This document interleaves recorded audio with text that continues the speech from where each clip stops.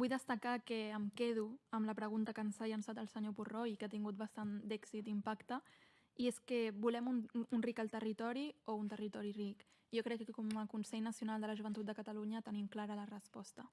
Dit això, m'agradaria cedir-li la paraula al vicepresident del Consell Nacional, que ens acompanya avui, el company Carlos Cañas. Sí, moltes gràcies, presidenta. Un cop més, moltes gràcies, Xavier Purroll i Jordi Vidal, per totes les dades que ens heu presentat, l'exposició de la problemàtica, la vivència del cada dia que teniu al camp. Una de les dades que posàveu damunt la taula deia que 9% de la pagesia té menys de 40 anys. És una dada que té molt d'impacte i que posa damunt la taula, no, les dificultats del relleu generacional.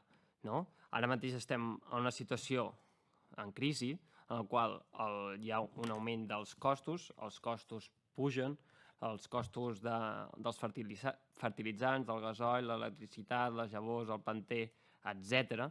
I per contrari, els preus, no, dels productes no minven. Si més no creixen ni molt menys amb el mateix pendent, diguéssim. Per tant, estem davant d'uns preus que no són justos pel sector. En un context que, com molt bé heu posat damunt la taula, viviu amb una forta pressió, amb unes exigències i obligacions que en són moltes i que vosaltres feu tot el treball, amb una pressió burocràtica molt gran, no? En la qual tenim un repte com a país i com a tota l'administració per facilitar-ho, ja sigui per finestreta única o els elements que faci falta posar damunt la taula, perquè no siguin un aturador perquè la pagesia, el jovent que decideix posar-se a la pagesia, doncs faci el pas. A més, teniu una pressió de la fauna cinegètica, com ha sortit i s'ha posat damunt la taula aquests dies, i aquest estiu, per causa de la sequera, encara més pressió, amb els grans depredadors que, diguéssim, entren en conflicte amb la vostra activitat i que en requereix posar-li cura. També, a més, en una situació que cal fer una transició ecològica, i això ho compartim, però la pressió no pot exercir-se en el sòl agrari, no? I les plaques solars, les energies renovables, doncs, han de tenir en compte que a l'hora d'ocupar terra, no? Que si ocupem la terra agrària és pèrdua també de sobirania, i especialment en llocs com les terres de l'Ebre. A més, feu una tasca que, diguéssim, no la fa un altre col·lectiu dins del nostre país, que és fer de gestors naturals en molts casos.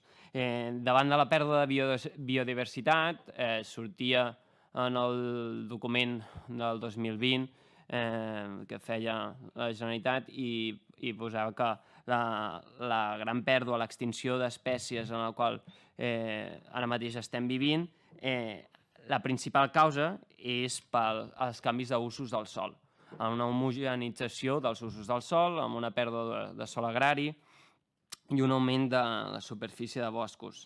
Bé, cal que aquesta tasca de l'alt territori, de tenir cura del territori, doncs la pugueu seguir exercint, de la pagesia, com bé apuntàveu també la ramaderia, i que puguem fer pastures també, evidentment, dins de boscos, perquè en aquesta transició ecològica també teniu un paper a favor.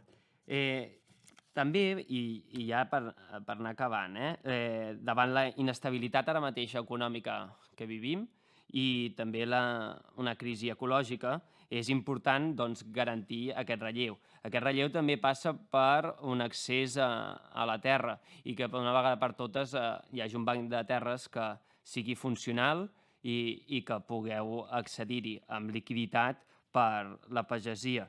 I alhora puguem garantir entre tothom, no, la sobirania alimentària.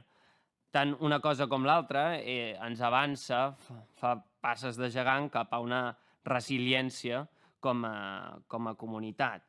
Per tant, cal un relleu generacional i, a més, amb una mirada de gènere, en el qual, diguéssim, no es trobin barreres a nivell de gènere i que sigui el màxim paritari possible per un món rural també viu.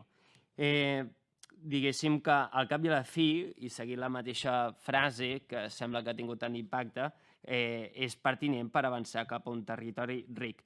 I per part nostra, dir que estem oberts a parlar, a trobar-nos quan sigui pertinent.